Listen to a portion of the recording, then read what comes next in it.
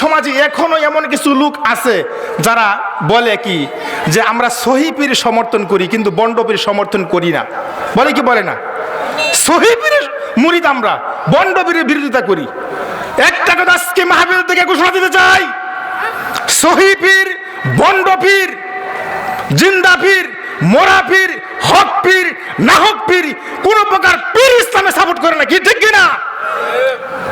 ইসলামে কোনো পীরের স্থান নেই, পীরের জায়গা নেই। পীর মানে বাটপারি, পীর মানে বন্ডামি, পীর মানে লাভজনক ব্যবসা, কি ঠিক কিনা? আপনার রাগ করবেন না, পীর জগৎটাই হলো একটা ফাইজলামি, লাভজনক ব্যবসা।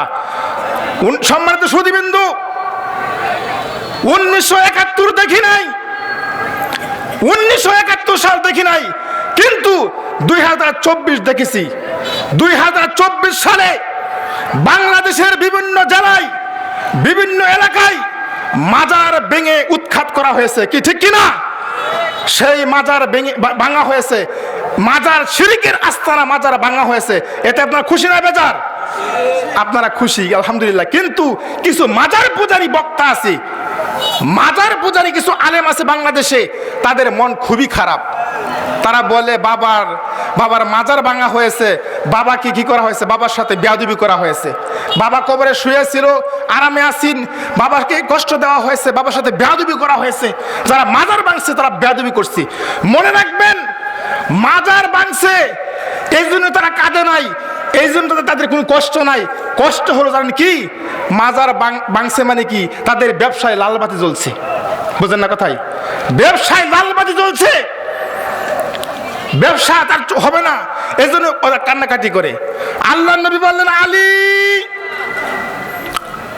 এই পৃথিবীতে থাকবে না কোনো উঁচু কবর, সবকে গুড়িয়ে দাও, মাজার ভেঙে চুরমার করে দাও, কবর উঁচু কবর সমান করে দাও, রাখবে না কোনো ছবি মূর্তি, সবকে খান খান করে দাও। এটা আমার কথা, নবীর কথা। ছবি মূর্তি এবং উঁচু কবর, পাকা কবর হলো শিরকের উৎস, শিরকের আস্তানা। সম্মানিত সুধীবৃন্দু, মনে রাখবেন, শিরক একটি মারাত্মক অপরাধ, শিরক একটি ভয়াবহ অপরাধ। এজন্যই আল্লাহর নবী মুআয ইবনে জাবালকে বলেন, মুআয ইবনে জাবাল শুনো, আউসানি বিআশরি কালিমাতিন, আমি তোমাকে 10টা বিষয় উপদেশ দিচ্ছি। মুআয, ভালো করে মনে রাখবি, 10টা বিষয়ের একটা খুব গুরুত্বপূর্ণ বিষয় হলো, মুআয শোনো, লা তুশরিক বিল্লাহি শাইয়্যা ওয়া ইন কুতিলতু ওয়া ইন হুররিকতু। মুআয, যদি তোমাকে কেটে টুকরো টুকরো করা হয়, যদি তোমাকে আগুনে পুড়ে ছাই করে দেওয়া হয়, তারপরে কখনো কোনোদিন শিরিক করো না।